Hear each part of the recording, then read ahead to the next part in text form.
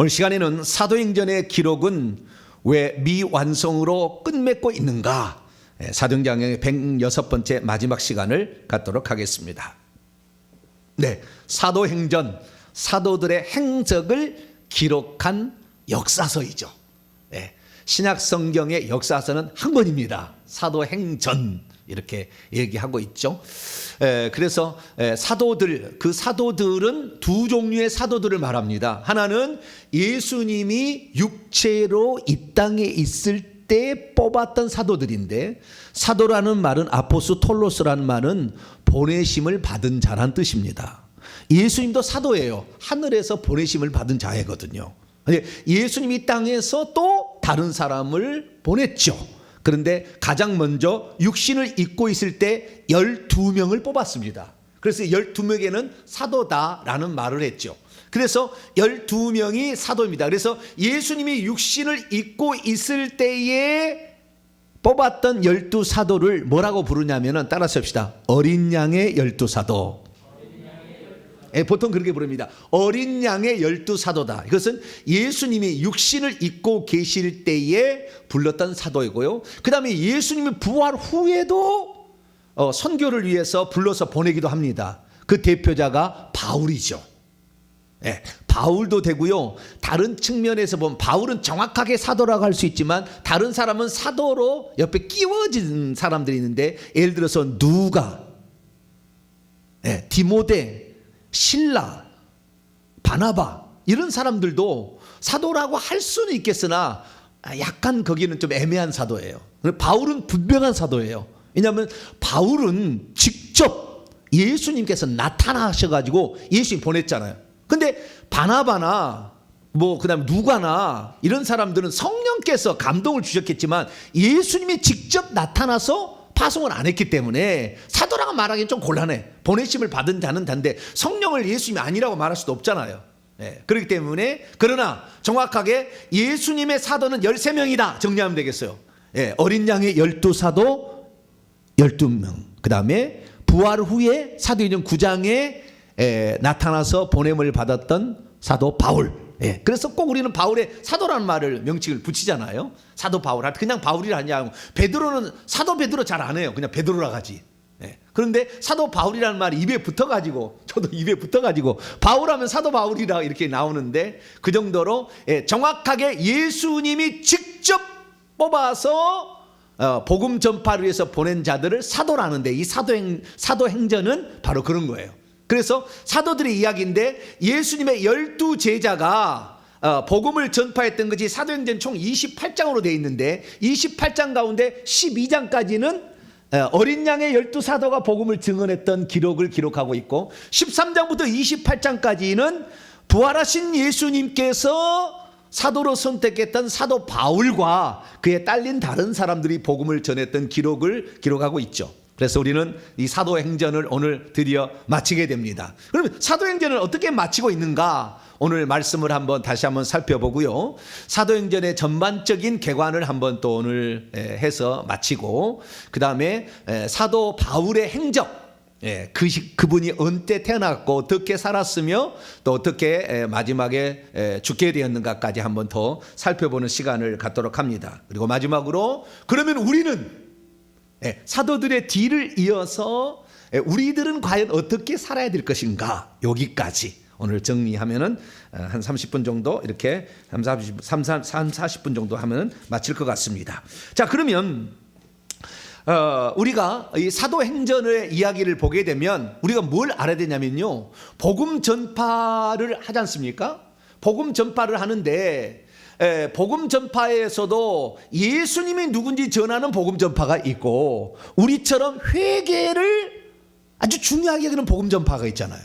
두 가지가 있는 거예요. 우리 회개는요, 보통 믿는 사람들입니다. 믿는 사람들이 천국 못 가니까 천국 가도록 회개를 전하는 거잖아요. 그래서 회개 천국 복음 전파는 사실 불신자들에게도 맞는 얘기겠지만, 이미 예수 그리스도를 믿고 있는 자들에게 전하는 거라고. 왜? 예수 그리스도를 믿어도 성밖에 갈 것이고 예수 믿어도 지옥에 떨어진 사람이 많기 때문에 그렇게 하면 안 된다 이렇게 전하는 거거든요. 그러니까 우리 교회는 상당히 후자 쪽이 가까워. 이미 믿고 있는 사람. 근데 예수 믿지 않는 사람들에게 복음을 전할 때는 예수님을 전하는 거잖아요. 네, 예수님이 누구시고 이렇게 하는데, 그런데 사실 알고 보면은 저희 교회는 예수님을 얼마나 많이 전하는지 몰라.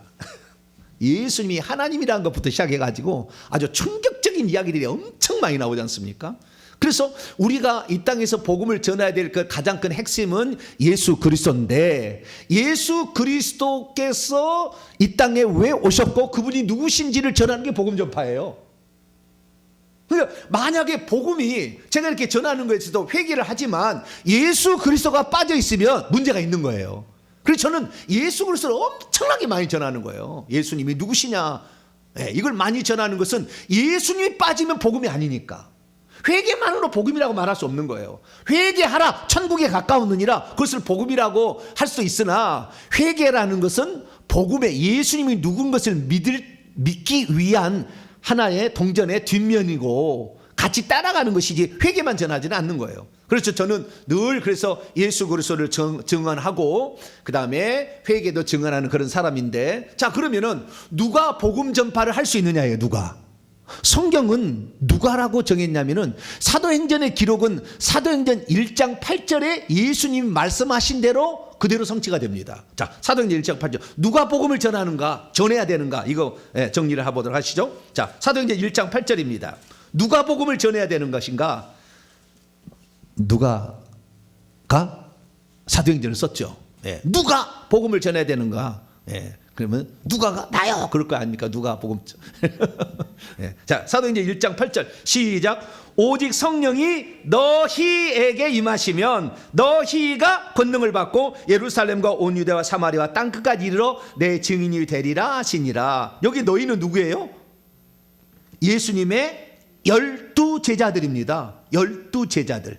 그러니까 6절부터 보면은 그들이 모였을 때 그들은 앞에 있는 12 제자들이에요. 40일 동안 나타난 12 제자들인데, 그들이 모였을 때 예수께 여쭈어 이르되 주께서 이스라엘 나라를 회복하심이 이때니까니 이르시되 때와 기한은 아버지께 자기 권한에 두려 너희가 알 바 아니요 오직 너희가 이렇게 돼. 이 너희는 12 제자 플러스 또 거기에 사람들도 있겠죠. 승천하는 것이니까 더 있지만 핵심은 12 제자예요. 핵심은 그 12 제자가 핵심이고, 거기에 있었던 감람산에서 예수님이 승천할 때 보았던 형제가 얼마나 되느냐, 500명 정도가 있었대요. 자, 고린도전서 15장 500명 정도인데 그중에 대표는 12 제자예요. 고린도전서 15장 5절 6절입니다. 6절에 나와 있습니다. 5절 6절 시작. 부활 후에 베드로에게 보이시고 후에 12 제자에게와 그 후에 500의 형제에게 일시에 보이셨나니 그 중에 지금까지 대다수는 살아있고 어떤 사람은 죽었다. 여기 보니까 베드로에게 보이시고 12 제자에게 보이시고 500 형제에 보였다 했지 않습니까? 그러니까 감람산에서 예수님 승천하실 때 500여 믿는 사람이 그 현장에 있었어요. 그 중에 대표는 12 제자고 12 제자의 대표는 베드로예요. 아시겠죠? 네, 이렇게 우리가 정리할 수가 있는데, 500의 형제가 그때 예수님의 부활 승천을 보았고 그 다음에 복음의 증인이 되라는 말씀을 들었지만, 마가 다락방까지 와가지고 기도해서 성령 받은 사람은 120명밖에 안 돼요. 그럼 몇 명이 떠난 겁니까? 380명이 떠난 거죠. 네, 눈으로 봤다고 해서 믿는 건 아닌 것 같아요. 눈으로 본다고 해서 또 떠나버리는 거예요. 120명 남았지 않습니까? 이 사람들에 의해서 예루살렘 교회가 생성되는데, 그 120명 500 형제 가운데 120명이 핵심이고 120명의 핵심은 12 제자고 12제의 핵심은 베드로예요.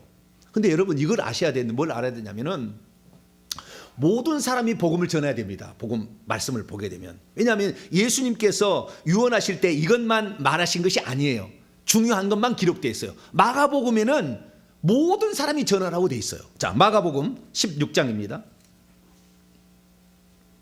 복음을 전해야 되는, 누가 전해야 되느냐? 우리 모두가 전해야 돼요. 예수 믿는 모든 사람이 전해야 되는 겁니다.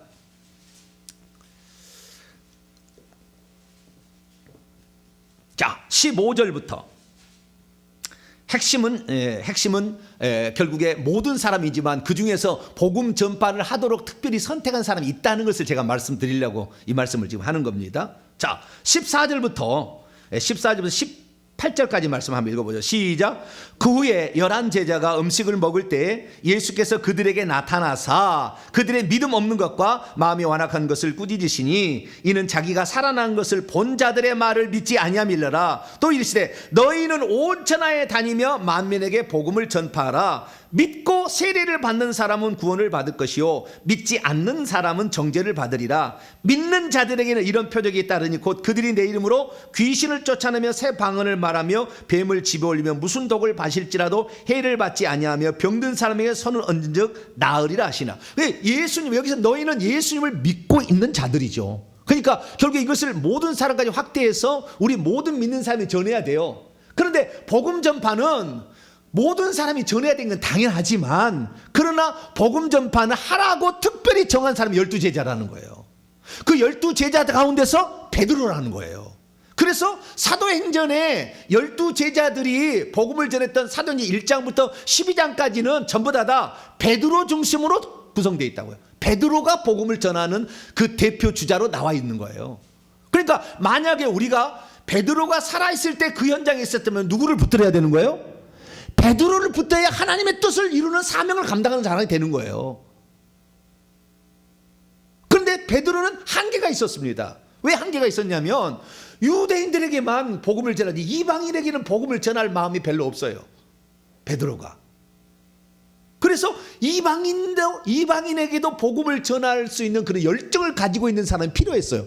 그래서 하나님은 베드로 말고 바울을 선택을 합니다. 왜냐하면 바울은 이방 지역인 길리기아라는 수리아 안디옥 위쪽에 올라가면 길리기아 있는 그 길리기아 속주의 다소시라는 데서 태어난 헬라파 유대인, 헬라어를 쓰는 유대인이었는데 그가 소년 시절에 예루살렘에 와서 누나 집에서 거주하면서 결국에 유대인으로 살다가 그가 한 30살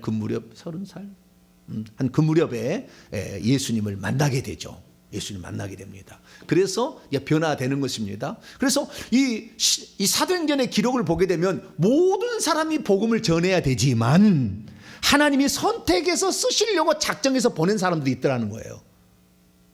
그 그릇대로 쓰임 받는 것이고요. 그 사명대로 쓰임을 받는 거예요. 하나님은 모든 사람에게 사명을 주지는 않아요. 그래서 하나님께서 그 시대 가운데 쓰시는 사명자가 누군지를 잘 봐야 돼요. 그리고 그 사람을 통해서 하나님이 하실 일에 동참하는 것이 하나님의 일에 동참하는 거라고요.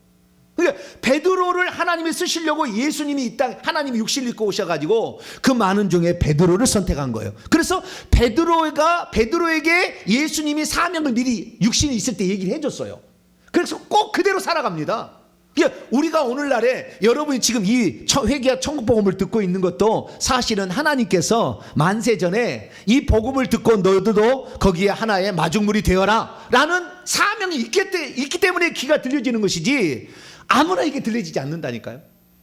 자, 그러면 베드로는 예수님이 내가 너를 만세 전에 어떻게 선택했느냐 얘기를 하신 장면이 나와요. 무슨 사명을 그에게 주었을까? 그대로 사도행전 1장부터 12장 얘기는 예수님이 그에게 사명을 알려줬던 그대로 살아가게 되니까 그러는 거예요. 마찬가지로 바울도 마찬가지예요. 사도행전 9장에 바울을 불렀는데 그대로 바울이 살아가거든요. 그대로. 그래서 우리는 그 시대 가운데 하나님이 쓰시는 종들에 대하여 귀를 기울일 필요가 있는데 그때는 베드로였다. 그럼 베드로에게 하나님께서는 어떤 사명을 주었을까요? 자, 마태복음 16장. 마태복음 16장. 베드로의 신앙 고백 후에 예수님께서 그에게 맡긴 일이 있어요. 그래서 예수님이 그리스도요 살아계신 하나님의 아들이라고 고백하는 것이 복음의 핵심이고 이것을 믿는 자들이 할 수 있는 게 뭐냐는 거예요. 자, 18절에서 19절입니다. 마태복음 16장 18, 19절. 요대로 베드로가 살아가는 거예요. 1장부터 사도행전 1장부터 12장 이야기 요 얘기예요. 이대로 살아가는 거니까. 자, 18, 19절 읽습니다. 시작. 또 내가 내게 이르노니 너는 베드로라. 내가 이 반석 위에 내 교회를 세우리니 음부의 권세가 이기지 못하리라. 내가 천국 열쇠를 네게 주리니 내가 땅에서 무엇인지 매면 하늘에서도 매일 것이요 네가 땅에서 무엇인지 풀면 하늘에서도 풀리리라. 너는 베드로라. 너는 반석이라. 내가 이 반석 위에 내 교회를 세우게 될 텐데 음부의 문들이 이기지 못하는, 그러니까 이 세상은 요한복음 12장 31절 14장 30절 16장 11절에 이 세상이 이거 마귀예요. 요한일서 5장에 보게 되면 이 세상은 악한 자에게 처해 있다고 그래요. 그래, 이 세상은, 마귀의 세상은 사탄의 왕국에 속해 있는데 예수님께서 이 땅에 오셔가지고 사단의 왕국에 속해 있는 사람, 사단의 나라에 있는 것을 귀신을 쫓아내므로 끌어가는 거예요, 천국으로. 그런데 누구한테 그 일을 맡기느냐? 그 천국에 들어갈 수 있도록 끌어주는, 마귀의 포로로 잡혀있는 사람을 끌어주는 일을 베드로 너에게 맡긴다 했다는 거예요. 너에게. 그렇기 때문에 베드로가 사도행전 2장에 예루살렘 교회를 그가 처음에 열쇠를 열어서 끌게 되는 거예요. 그런데 여기 보면 열쇠가, 천국 열쇠가 한 개가 아니라 복수면 둘이, 복수로 나와요. 천국 열쇠 들을 준다고 그랬다고요. 그래서 베드로가 할 일은 뭐냐? 사명은 뭐냐? 최초의 교회를 세우는 일, 복음을 전파해서 주는 그리스도 살아계신 하나님 아들이라는 것을 믿게 함으로 교회를 세우는 일. 근데 열쇠 드리니까 최소한 두 개죠. 그래서 유대인으로 구성된 예루살렘 교회를 만드는 게 사도행전 2장 얘기예요. 오순절 성령 강림에서 설교를 해가지고 결국에 3,000명을 회개시켜서 교회를 세운 게 사도행전 2장 이야기거든요. 그리고 그 2장 이야기가 있고, 그 다음에 또 하나가 또 한번 써야 되는데 어쩌냐면은 사도행전 10장에 가면 가이사라의 백부장 고넬료 이방인에게 가서 복음을 전합니다. 이방인 전화를 안 하려고 하니까 보자기 환상을 통해 내가 깨끗한데 왜 안 가냐 막 후려치잖아요. 가라고 막. 그래서 그 환상을 통해서 하나님이 이제는 이방인도 구원하러 하신 모양이라 하고 자기가 가고 얘기해서 그렇게 고넬료 가정에 가서 복음을 전해서 이방인 최초의 교회를 만드는 거죠. 이방인 최초의 믿는 사람을 만든 거예요. 그래서 베드로가 할 일은 잘 감당했어요. 그래서 사도행전 1장부터 12장까지는 베드로가 이 땅에 천국 열쇠들을 써서 교회를 탄생시키는 일을 누가 했느냐? 베드로가 한 거예요. 베드로가. 네. 그래서 그 일을 잘 감당했다. 이것이 사도행전 1장부터 12장까지의 얘기입니다. 근데 베드로는 한계가 있었어요. 한계가. 그건 뭐냐면은 베드로는 이방인들을 별로 안 좋아했어요. 여러분 누구를 좋아하고 누구를 안 좋아하고 있잖아요. 그죠? 네? 여러분 안 그러나요? 똑같은 사람인데 누구는 좋아하고 누구를 안 좋아하고 그러잖아요. 그죠? 네? 그렇잖아요. 네, 좋아하는 사람이 있잖아요. 근데 그런 한계가 있는데요. 그런 한계가 없는 사람을 하나님이 또 쓰시는 거예요. 네. 그러니까 하나님께서 저같이 이렇게 우상숭배에 찌들어진 집안에 사는 사람을 쓰는 이유는 그런 사람들을 구원할 목적이 있는 거예요. 할렐루야. 그래서 그걸 듣고 내가 처음 예수 믿었으나 얼마든지 회개하고 우리가 기도하게 되면 은사 받아서 이 영적 싸움에 승리할 수 있구나라는 것을, 그러니까 제가 이 땅에서 이렇게 내려오는 그 어떤 영적 나이를 보면 최고 꼭대기에 있어요. 이 땅에 사람이 탄생할 때 최고 꼭대기 나이를 보내줬다니까, 저를 하나님 보내실 때. 그러니까 그 하나님이 쓰시고자 하는 목적이 있어서 그걸 보냈기 때문에 이 어떤 그 역량대로 그 사람이 쓰임을 받는 거예요. 그냥 다 쓰임 받는 게 아니라. 그래서 베드로 너는 처음에 교회를 세워야 된다. 복음을 전해가지고. 그래서 이 사명을 감당하는 것이 1장부터 12장의 얘기였다라는 것을 우리가 알 수가 있게 되는 거죠. 그래서 우리가 1장에서는 예수님이 승천하시고 제자들에게 사명을 주시죠. 성령이 너희 위에 내려오시면 너희가 능력을 받아서 땅까지 어떻게 됩니까? 예루살렘과 온 유대와 사마리아와 땅끝까지. 그래서 예루살렘과 온 유대와 사마리아까지 이야기가 1장부터 12장 이야기인데 2장에 예루살렘 교회가 탄생하는 것이고, 그 다음에 8장에 가면 사마리아 교회가 탄생하는 것이고, 그 다음에 고넬료 이방인 교회는 뭐라고 말할 수 없죠. 그 가정이니까 이방인을 끌려는 천국 열쇠를 사용한 것이 10장의 얘기로 이렇게 나와 있어서 그 사명을 잘 완수하고 갔다. 그리고 죽을 때는 어떻게 죽는가 다 예언했다고요. 자, 요한복음 21장. 베드로 너는 이렇게 죽는다. 너는 이렇게 죽는다.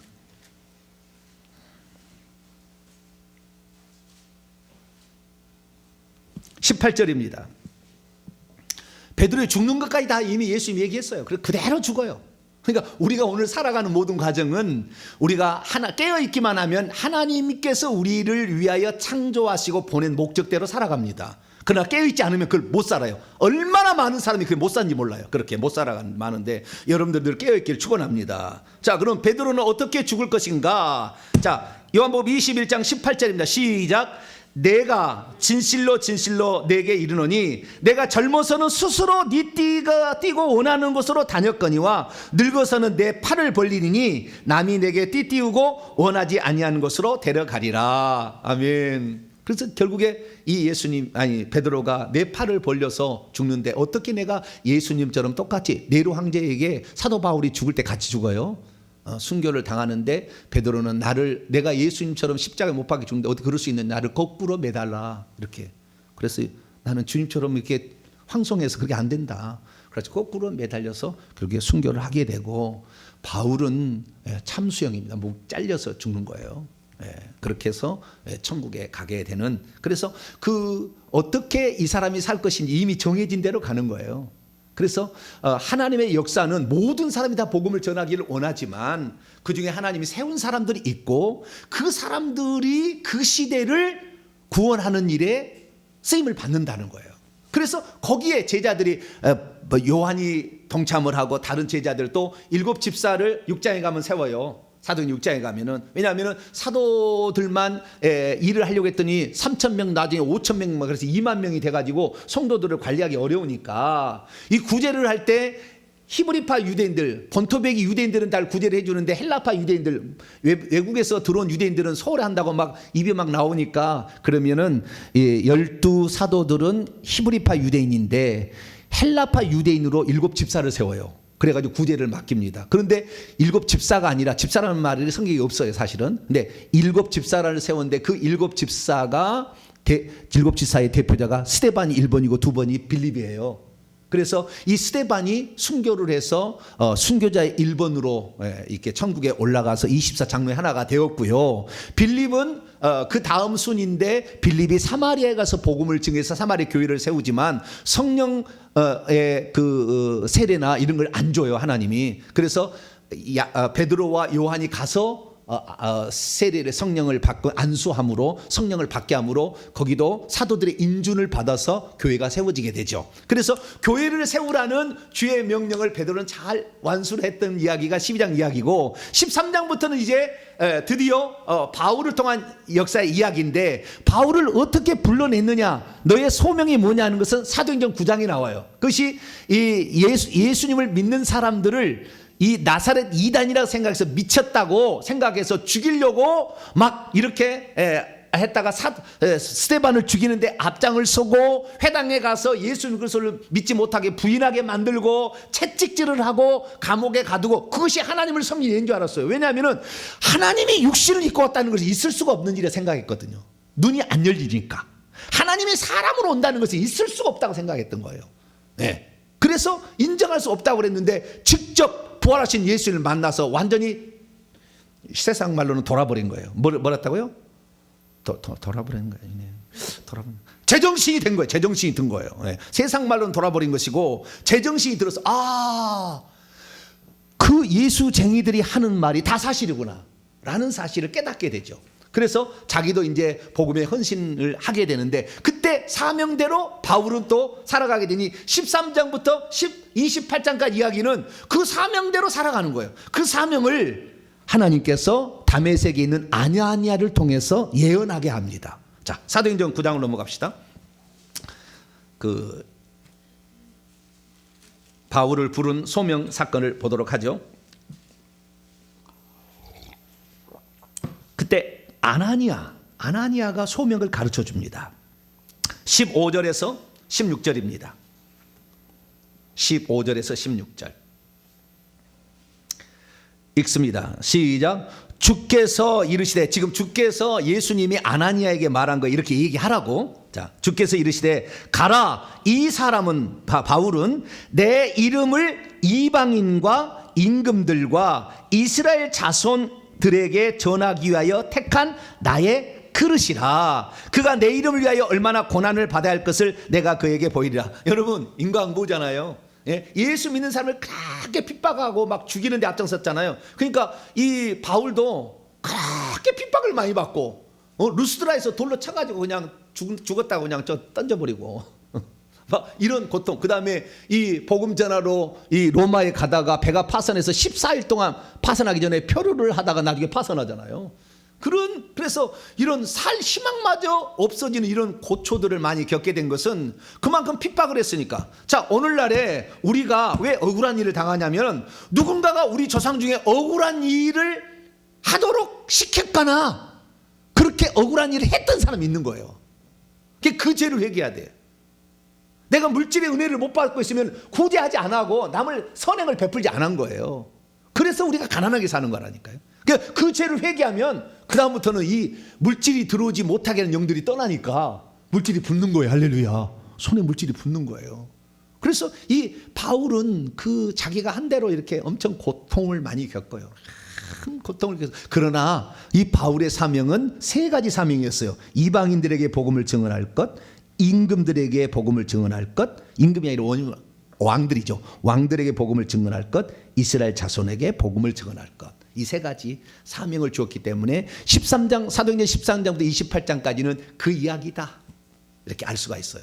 그래서 바울이 이방인들과 이스라엘 자손이 함께 있는 자리는 외국에서 회당에 가면 유대인들도 있고 유대인으로 개종한 이방인들도 있어요. 그래서 이 사도행전 13장부터 이 바울이 1차, 2차, 3차 전도여행을 하고 그 다음에 로마에 가게 되는 4차 전도여행을 하는 이 네 번에 걸쳐서 전도여행을 통해서 이방인을 전도하러 가지만 이방인들은 아무것도 모르니까 하나님에서 아는 사람들을 먼저 전도하기 위해서 회당을 찾아가요. 유대인들이 예배드리는 장소. 그래서 거기에 가서 1차, 2차, 3차 전도여행을 통하여 예수 믿는 사람들 또 그 회당에 나와 있는 이방인이었지만 귀를 듣고 듣는 사람들을 데려다가 그들을 교육해서 교회를 세우는 이야기가 사도행전 13장부터 28장까지의 이야기입니다. 그래서 이 1차 전도여행 13장, 2차 전도여행 15장, 3차 전도여행 18장에 걸쳐서 계속 복음을 전한 이야기를 우리가 그동안에 들어왔던 것이죠.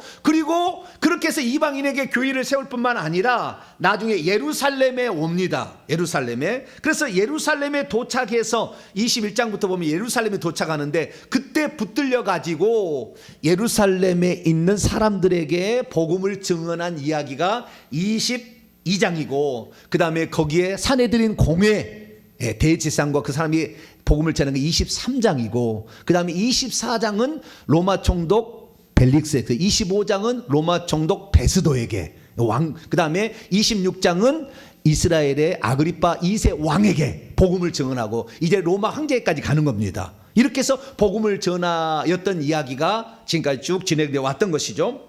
그래서 드디어 이제 바울이 어찌어찌 해가지고 배 타고 와서 풍랑 만났으나 270년 다 살아서 멜리데 섬에 도착해가지고 로마에 도착해서 이제 있는데 그때 이 바울은 아직까지 심판을 안 받아서 정식으로 죄인은 아니에요. 그것을 미결수라고 합니다. 뭐라고요? 미결수. 아직 결정되지 않는 죄인이에요. 아직 결정되지 않는 죄인이기 때문에 감옥에 가두지는 못하고 쇠사슬을 이렇게 하나 묶어가지고 군인한테 묶어가지고 살게 했어요. 그래서 어떤 집에 가서 살았는데 그 집이 로마에 있는 셋집이라고 일컬어지는 셋집이에요. 자, 오늘 본 말씀입니다. 자, 이제 오늘 본 말씀 왔습니다. 사도행전 28장.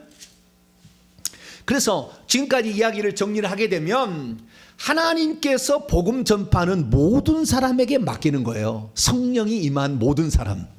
그러나 모든 사람 중에서 하나님이 특별히 사용하는 사람이 있어요. 그 사람이 앞에 끌고 가야 가는 것이지 그런 사람이 없으면 위야무야 되는 거예요. 목자를 치면 양떼가 흩어지는 거예요. 그래서 그 사람들이 그 시대를 주도해서 복음을 전하는 거죠. 그래서 베드로가 그 다음에 바울이 바톤을 위해서 복음을 전하는데 이제 바울이 그 사역을 완성할 날이 가까웠어요. 자, 그래서 사도행전 28장 30절에서 31절 한번 읽어봅니다. 시작. 바울이 온 이태를 자기 새 집에 머물면서 자기에게 오는 사람을 다 영접하고 하나님의 나라를 전파하며 주 예수 그리스도에 관한 모든 것을 담대하게 거침없이 가르치다. 자기 새 집, 여기는 새로 얻어서 원래 보면 임대집이에요. 임대집에 가서 자기가 살게 되는데 거기에 있으면서 자유롭지는 못해요. 내가 나갈 수는 없어요. 왜냐하면 그 부인하고 함께 나가야 되니까 안 되잖아요. 그래서 일종의 감옥이죠. 일종의 감옥. 그 집도 일종의 감옥 역할을 하는 거예요. 그러나 아직 미결수이기 때문에 죄인은 아니지만 아직 결정되지 않는 죄인이니까 그 자기 새 집에 머물러서 있을 수 있어요. 그래서 많은 사람들을 접견할 수가 있었습니다. 그래서 로마에 도착해서 그가 한 일은 로마에 있는 유대인들의 대표들을 초청해가지고 복음을 전합니다. 먼저는. 그리고 그 다음에 자기가 복음을 전했던 지역의 대표자들을 오락해가지고 그들을 가르쳐서 다시 보내는 파송하는 일을 계속 이렇게 하는 거예요. 그래서 2년을 예루살렘에 도착해서 가택 연금 상태에서 복음을 전하는 이야기가 사도행전 이야기로 끝나는 것입니다. 그러면 이 다음에는 어떻게 됐을까요? 이 다음 이야기가 안 나오잖아요. 그죠? 분명히 이 사도행전을 기록했을 때는 사도 바울이 순교한 후에 기록이 됐을 거라고 추정은 됩니다. 요때까지 하고 루가가 죽은 게 아니에요. 그러니까 지금 로마에서 복음을 증언하고 있는 것으로 끝난 게 아니라 더 이야기가 있는데 안 쓴 거예요. 안 써. 왜 안 썼을까요? 조금 이따 계속 넘어가 보죠. 그러면 셋집이 있었느냐? 예, 역사적인 장소가 나와요. 그러면 셋집에 가기 전까지 잠깐의 여정을 잠깐 살펴보도록 하죠. AD 60년에 베스도 총독에게 가이사 황제에게 호소를 해서 로마로 압송됩니다. 그래서 60년 이 겨울을 지나서 봄에 61년 3월 달쯤에 로마에 도착을 하게 됩니다. 그래서 이 로마에서 한 2년 동안 지금 연금 상태에 있어요. 근데 이때에 그가 남긴 엄청난 성경이 있으니 옥중서신이라는 4개의 편지를 씁니다. 에베소서, 빌립보서, 골로새서, 빌레몬서, 에필골몬이라는 이 4개의 편지를 그 2년에 셋집에 있으면서 쓴 편지가 바로 이 옥중서신이라는 거예요. 이게 일종의 셋집도 감옥이라고 봐야 되는 거죠. 갇혀 있었으니까. 그래서 갇혀 있었다. 그 다음에 쇠사슬에 묶여 있었다는 말이 빌립보서 계속 이게 나오는 것은 그런 상태를 지금 얘기를 해주는 거예요. 그리고 그 다음에 2년 뒤에 석방을 받습니다. 왜 석방을 받는지 모르지만 여러 기록에 의하면 석방을 받아요. 석방을 받아서 그 다음에 석방을 나서 그때 한 일이 뭐냐면 자기의 제자 디모데를 에베소에 파송해서 에베소의 목회자로 삼아요. 누구를요? 디모데가 죽을 때 그 다음에 사도 요한이 가서 에베소에 목회하다가 요한복음, 요한계시록을 씁니다.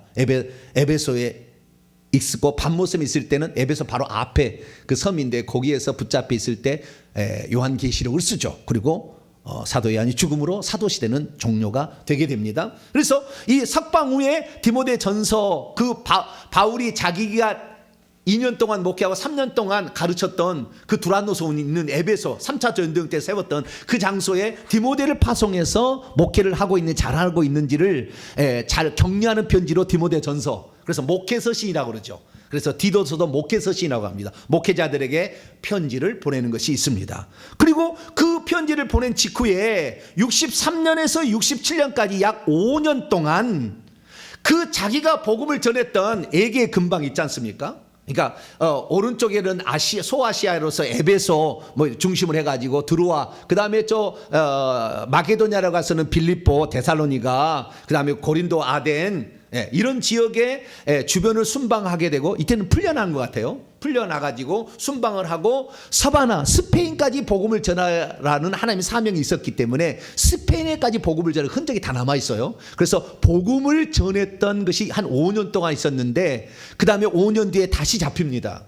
아마 재판은 이제 제대로 열려고 한 것 같아요. 그래서 다시 잡혀서 투옥이 된 상태에서 마지막으로 남긴 유작의 편지가 디모데후서입니다.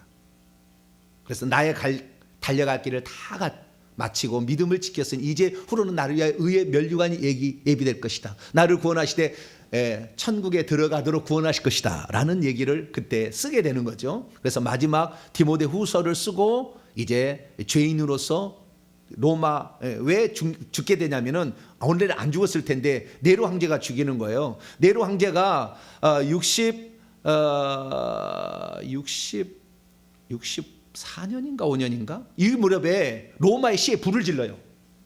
불을 질러가지고 이 불을 지르면 자기가 로마 시를 새롭게 신도시를 만들겠다고 불을 지르는데 그것이 너무나 크게 불이 번져버려가지고 그냥 간이 떨리게 됐어요. 그래서 누가 이게 했느냐? 지가 해놓고는 기독교인들이 했다 이렇게 얘기를 해요. 그래서 기독교는 다 죽이자. 그래서 결국에 이 베드로도 죽이고 그때 잡혀 들어가서 죽이고 그 다음에 바울도 죽게 되는 이런 일이 있어요. AD 68년경에 여러 사람이 요 얘기는 어떤 학자가 얘기하는 건데 보편적인 학자고요. 다 틀립니다. 학자마다 다 틀려요. 왜냐하면 성경 기록이 없기 때문에. 그래서 여러 가지 기록들을 가지고 맞춰서 한 건데 이것이 꼭 맞다고 할 수는 없으나 이것이 맞을 거예요. 네, 맞을 겁니다. 그래서 바울은 이런 식으로 해서 결국에 그의 삶을 마치게 됩니다. 자, 그러면은 문제는 뭐냐면은 왜 그러면 누가는 이 뒤에 이렇게 복음을 바울이 열심히 복음을 전파했던 이야기가 계속 스페인까지 전도했던 이야기가 있는데 바울에서 이태 동안 거기에서 복음을 전하고 있더라 진행형으로 끝내버렸어. 왜 그랬을까라는 거예요. 왜 사도행전을 바울의 끝맺음까지 딱 얘기를 하지 아니하고 그냥 끝냈냐 이거예요. 그것은 이럴 수 있죠. 간단히 뭐 생각한다면은 사도행전은 바울의 일대기를 쓰려고 한 건 아니잖아요.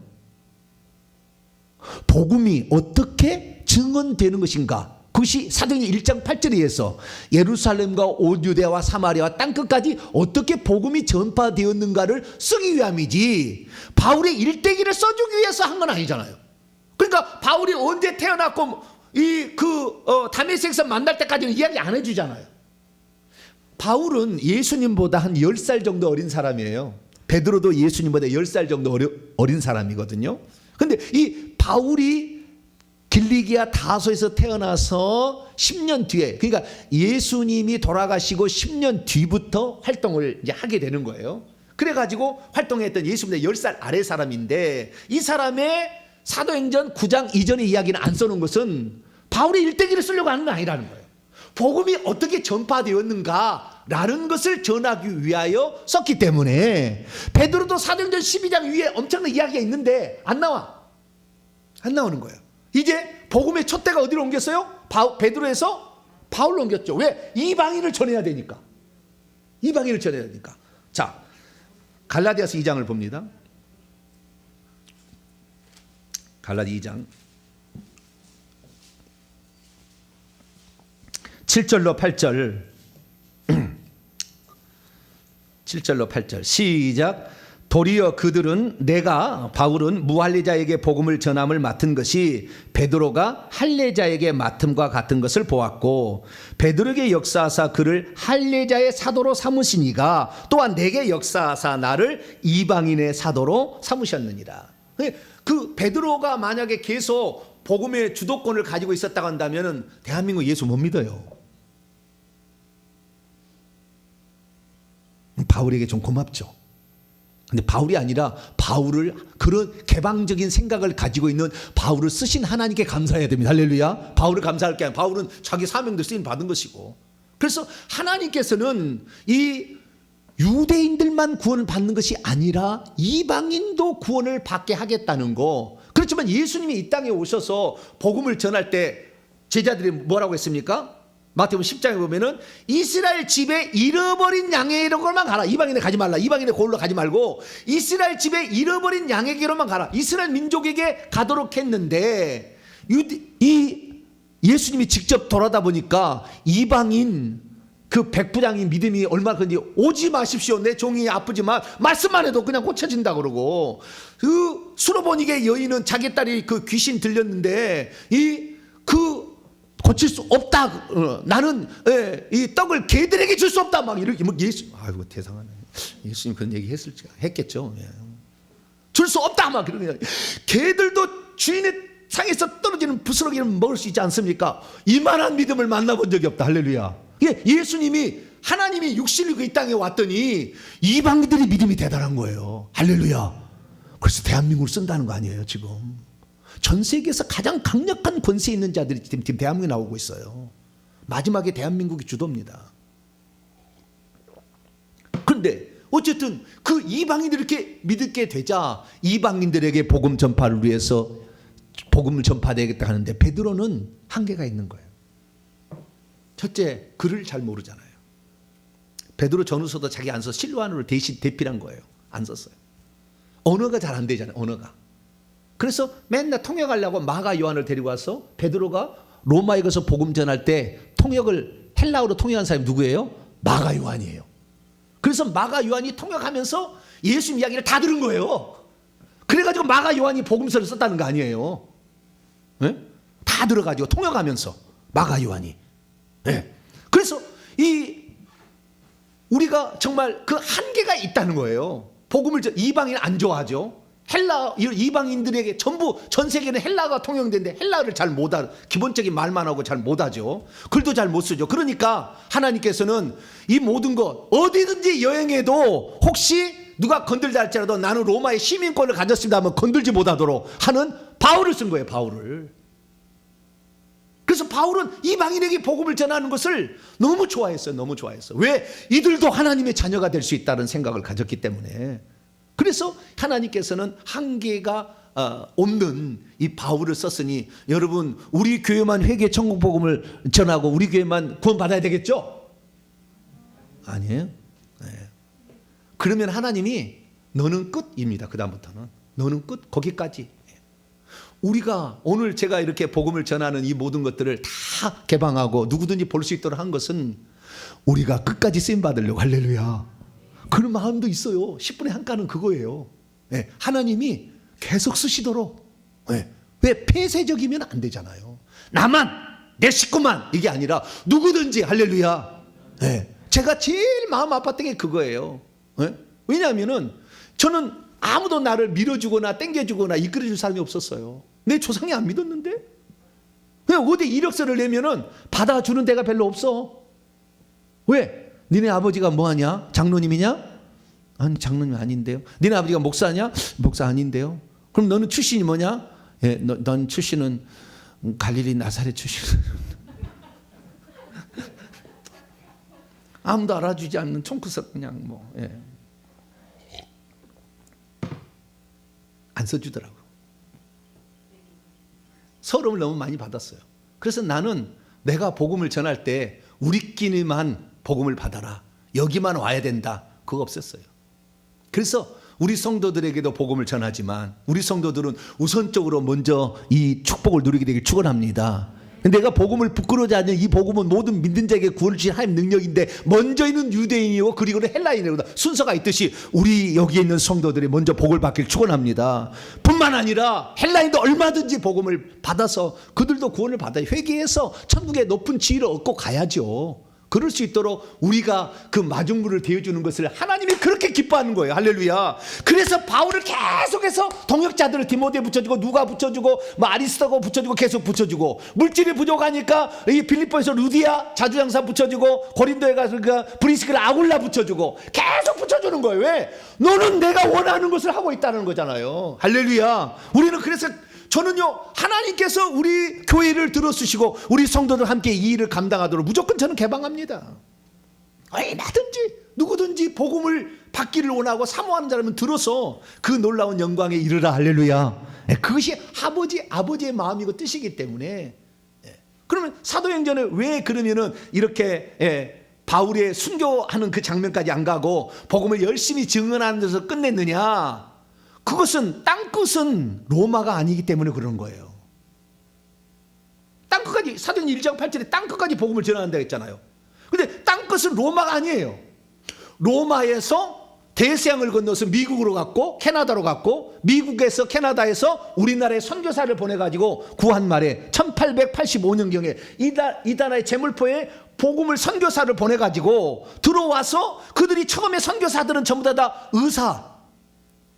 의사가 들어왔어요. 처음에는 의사가 그냥 그 목사가 들어온 게 아니라 의사가 선교사로 들어왔어요. 그래서 학교 세우고 병원 세웠어요. 그래서 우리나라는 복음이 들어올 때 유익한 것으로 모든 사람이 알게 되었기 때문에 전 세계 가운데 유일하게 기독교가 들어오면 좋다, 기독교는 유익하다, 이런 생각을 하고 받아들인 나라가 대한민국이 최초고 마지막이에요. 다른 나라는 전부 정복해서 들어갔습니다. 땅을 빼앗기 위하여 무역을 통해서 돈 벌어먹으려고 다. 중국에도 다 이 마약 이렇게 막 거래하고 막. 그러니까 복음이 전파가 덜 되는 거예요. 그런데 대한민국은 순수하게 들어온 거죠. 그 순수한 복음의 전파의 후손이 지금 저희들이니까 우리들은 온전히 하나님께 쓰임 받을 수 있는 순수함이 있는 거예요. 할렐루야. 그래서 참 우리가 잘 믿는 거예요.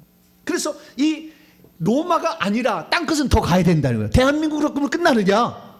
지금은 땅끝을 누리려면 예루살렘이라고 얘기합니다. 뭐라고요? 왜? 예루살렘 기독교 인구 몇 퍼센트라? 1.5%인가? 얼마 안 돼요. 그러니까 정말 유대인이지만 지옥 떨어진다 그 말이에요. 그래서 이 마지막 땅끝은 예루살렘이다 이렇게 얘기하는 게 있어요. 근데 제가 봤을 때 땅끝은 다 간 것 같아요. 이슬람 더 이상 안 들어갑니다. 제가 봤을 때 이스라엘만 조금 더 들어가다가 그 구원받을 사람, 예정된 사람은 좀 이렇게 구원으로 초청할 때 숫자만 예정돼 있죠. 그런 사람들 좀 많이 좀 들어가겠지만 많이 가지는 않아요. 지금 끝났습니다. 제가 봤을 때 이제는 추수하는 마지막 시점으로서 알곡과 쭉정이가 나눠질 때입니다. 그래서 천국은 들어갈 수 있도록 하기 위한 하나님의 관심이 있기 때문에 우리 교회가 그 일을 감당하기 때문에 주님 오실 때까지 살아있지 않을까. 할렐루야. 그 전에 제가 죽는다고 너무 슬퍼하지는 마세요. 네. 혹시 죽더라도 너무 슬퍼하지는 마세요. 때가 되었으니 갔으리라 이렇게 생각하시면 돼요. 하나님 때가 되면 불러가는 거지 그냥 죽는 거 아니에요.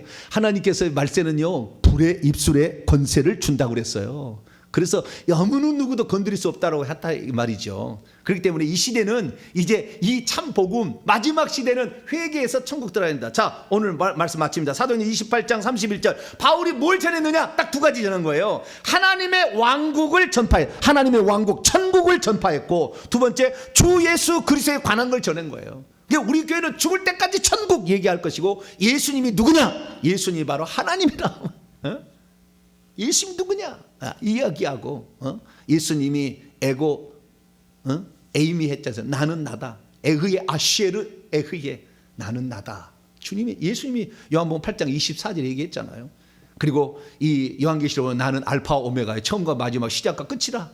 이것은 구약의 이 여호와 하나님이 한 얘기를 그대로 한 거 아니에요. 하나님이세요. 네, 예수님이. 그 예수님이 우리 구원하려고 피 흘림이 없으면 죄사함이 없기 때문에 사람 되신 거죠. 그래서 우리는 이 예수님을 끝까지 증언해서 이 사도행전에 쓰지 못한 그 다음의 과정을 동탄명성교회도 써야 되지 않겠어요? 한 줄이라도? 네? 사도행전 2. 그래가지고 동탄명성교회 역사가 천국의 도서관에 딱 꽂힐 수 있도록 그들이 어떻게 회개와 천국복음을 외치기 위해서 몸부림을 쳤고 거기에서 일어난 이야기들을 천국에서 천사들이 얘기할 정도로 우리도 이 다음 과정을 우리들이 주인공이 될 수 있어요. 왜냐하면 그 사명이 저에게 좀 있거든요. 다는 아니에요. 제가 다 하는 것은 아닙니다.